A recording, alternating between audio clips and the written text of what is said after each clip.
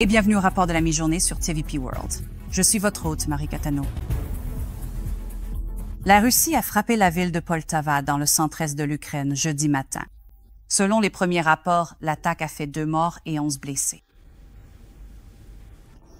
Des sirènes d'alerte aérienne ont retenti dans toute la ville après 7:00 heure locale, tandis que l'armée de l'air ukrainienne signalait des drones russes se dirigeant vers la ville depuis le nord et l'ouest.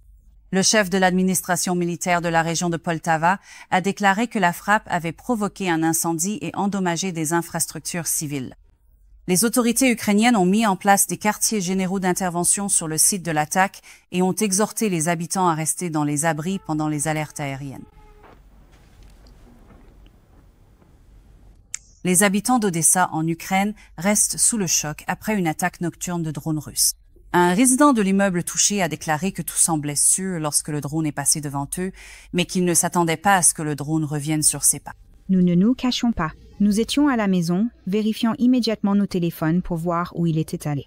Il est d'abord parti loin, puis il a soudainement fait demi-tour, et dès qu'il a frappé, nous avons tous commencé à sortir en courant. Et maintenant, nous sommes juste assis ici, dehors sous l'arbre. Un immeuble résidentiel de 9 étages a été touché.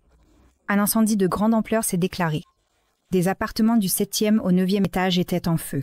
Des personnes étaient piégées dans leurs appartements et 11 personnes ont été secourues des étages supérieurs, dont 2 enfants à l'aide d'équipements spéciaux. Jusqu'à présent, nous savons que 5 personnes ont été blessées, dont 2 enfants.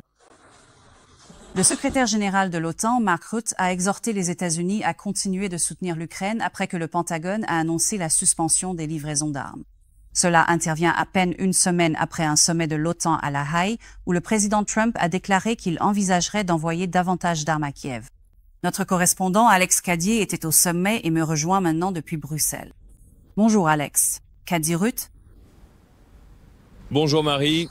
Eh bien, tu fais bien de mentionner ce sommet à La Haye. Il y a eu ce moment émouvant, Donald Trump interagissant avec une journaliste ukrainienne, lui posant des questions, disant est-ce que votre mari est toujours en Ukraine? Est-il sur la ligne de front? Est-il en train de se battre? Et il a dit, eh bien, écoutez, nous allons envisager de fournir davantage de défense aérienne à l'Ukraine. Et à peine une semaine plus tard, l'administration américaine a interrompu les livraisons à l'Ukraine, y compris celles de défense aérienne qui, d'après ce que nous comprenons grâce à un reportage du Wall Street Journal, aurait pu arriver jusqu'en Pologne avant d'être stoppé, avant de franchir la frontière vers l'Ukraine. Donc une situation grave pour l'Ukraine qui a été frappée, comme nous venons de le rapporter, à Poltava cette nuit avec des personnes qui ont perdu la vie. Mark Rutte essaie d'adopter le ton diplomatique auquel il nous a habitués depuis maintenant 4 semaines en disant qu'il comprend que les États-Unis doivent veiller à leurs propres stocks. Mais il est évident que l'Ukraine ne peut pas se permettre de continuer sans le soutien qu'elle reçoit des États-Unis et d'autres pays.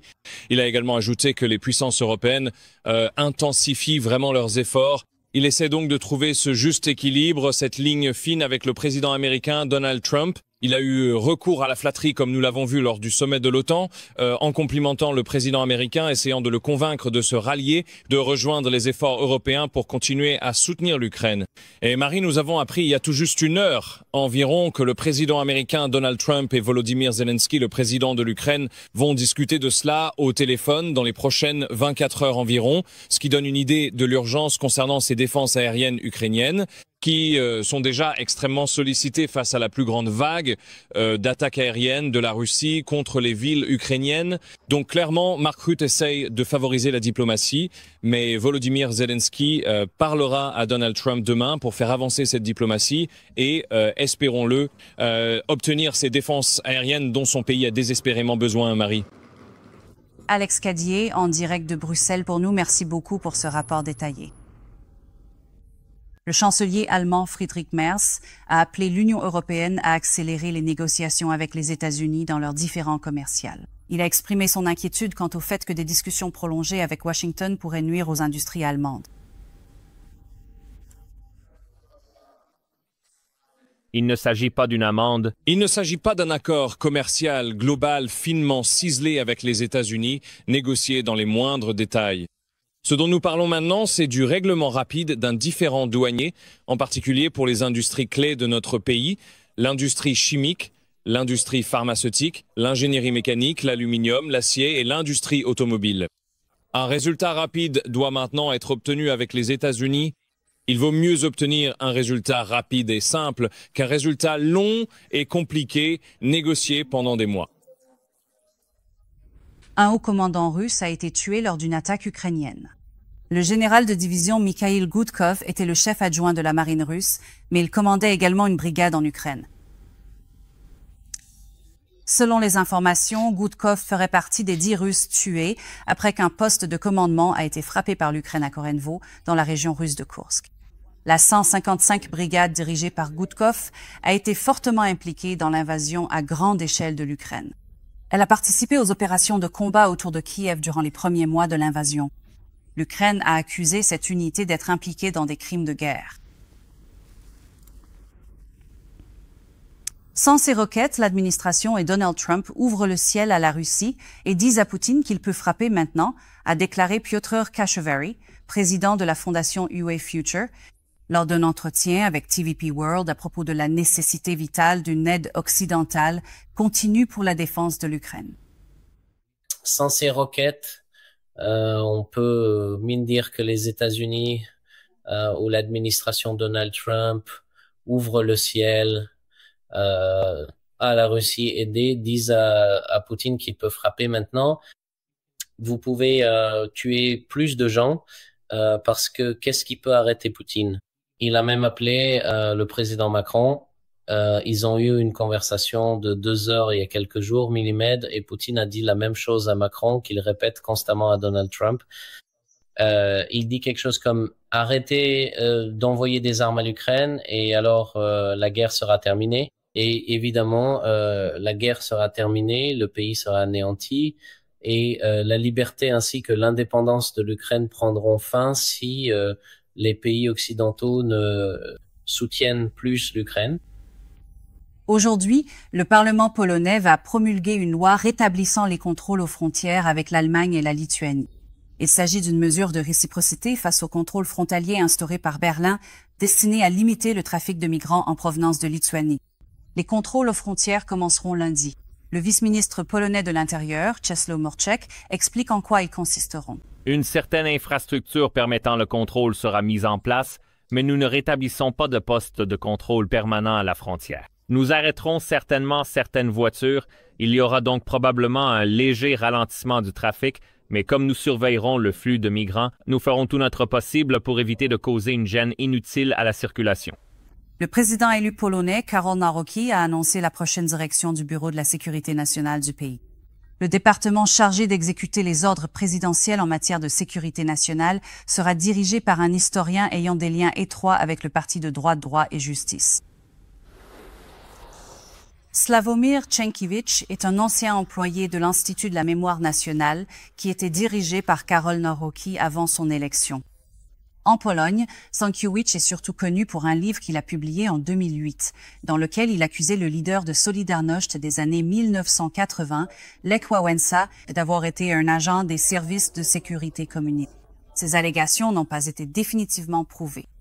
Bien qu'il ne soit pas politiquement actif au sein du parti, Czenkiewicz a toujours exprimé sa sympathie pour droite et justice, tout en formulant des critiques incessantes à l'égard de la coalition actuellement au pouvoir. Il a été membre d'une commission mise en place par le précédent gouvernement Droit et Justice, chargée d'enquêter sur l'influence russe dans la politique polonaise. La commission a été fortement critiquée pour avoir concentré tous ses efforts sur les opposants politiques de Droit et Justice. Le 11 juillet deviendra une fête nationale en Pologne, commémorant les victimes polonaises des purges ethniques dans les anciennes régions frontalières de l'Est. La journée nationale du souvenir des victimes polonaises du génocide commis par les nationalistes ukrainiens a été promulguée par le président polonais sortant Andrzej Duda. Les massacres de Polonais dans les régions frontalières orientales du pays, en Volhynie et en Galicie orientale, faisaient partie d'une opération de nettoyage ethnique menée dans la Pologne occupée par l'Allemagne nazie par l'armée insurrectionnelle ukrainienne de 1943 à 1945. On estime que jusqu'à 106 ressortissants polonais ont été tués lors de ces massacres qui, depuis 2016, sont reconnus par la Pologne comme un génocide. Ces événements horribles constituent un sujet de discorde dans les relations actuelles entre la Pologne et l'Ukraine. Cette année, les autorités de Kiev ont finalement approuvé des fouilles sur certains sites d'inhumation en Ukraine. Le journaliste polono-biélorusse Andrzej Potapov ne faisait pas partie des dissidents récemment libérés par le régime de Loukachenko. Bien qu'il ne soit pas aussi en vue que le dissident récemment libéré, Sergej Tikhanovsky, Potapov reste suffisamment notable pour être conservé comme monnaie d'échange contre le gouvernement polonais, selon le politologue Alexander Papko. Nous voyons clairement qu'Alexandre Loukachenko libère principalement des personnalités qui ne sont pas très connues du grand public et qui ne sont pas particulièrement demandées ou réclamées par la communauté internationale dans son ensemble.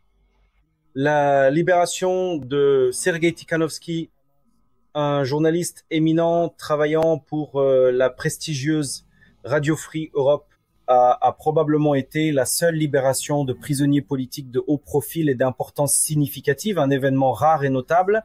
Et encore une fois, à mon avis personnel et bien informé, c'était une condition absolument imposée à Alexandre Loukachenko, une condition qui fut clairement imposée par les États-Unis d'Amérique, spécifiquement pour qu'il puisse rencontrer l'envoyé spécial américain, le très honorable Keith Kellogg, un personnage clé dans ces négociations diplomatiques importantes. En ce qui concerne André, le problème est que Alexandre Loukachenko le considère comme un outil extrêmement précieux pour faire pression, surtout sur la Pologne. Il déteste vraiment la Pologne. Il veut vendre ce journaliste. Il veut vendre ce journaliste d'origine polonaise, de nationalité polonaise, mais qui est citoyen du Bélarus. L'initiative des Trois Mers, lancée en 2015 par la présidente croate Kolinda Grabar-Kitarović et son homologue polonais Andrzej Duda, a célébré 10 ans de coopération en avril à Varsovie. Alors que la Croatie prend la présidence, notre journaliste Sonia Agata Bistrezan partage le point de vue du pays depuis Zagreb. Avec le sommet de l'initiative des Trois Mers de 2026 qui sera accueilli par la Croatie, nous sommes venus ici pour recueillir un point de vue local sur la situation. Le Premier ministre croate Andrej Plenković a déclaré en avril que la coopération économique serait l'une des priorités clés de la présidence tournante de la Croatie.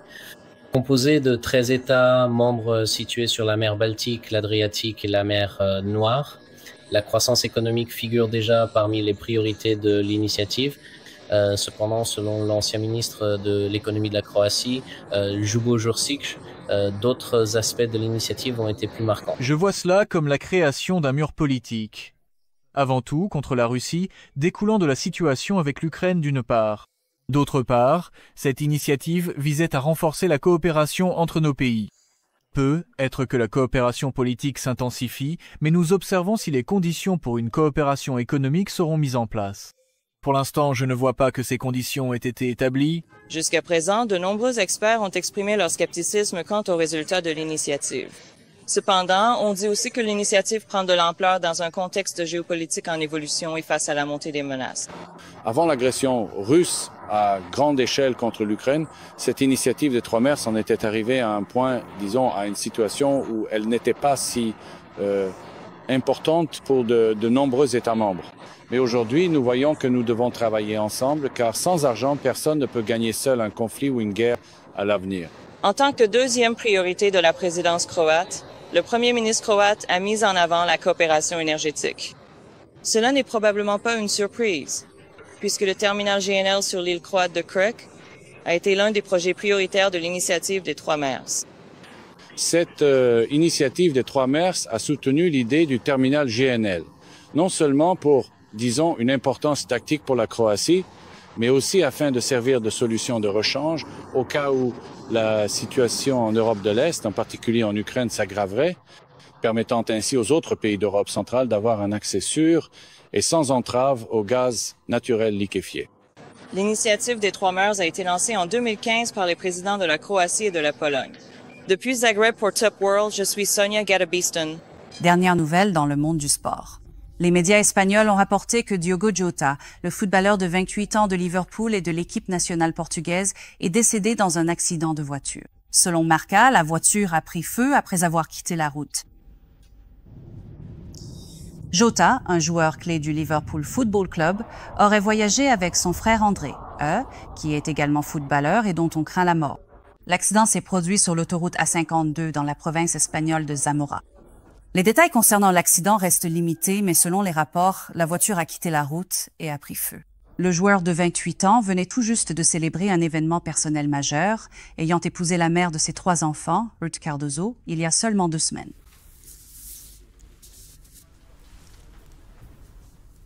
Et ceci conclut le rapport de la mi-journée ici sur Top World. Merci de nous avoir rejoints.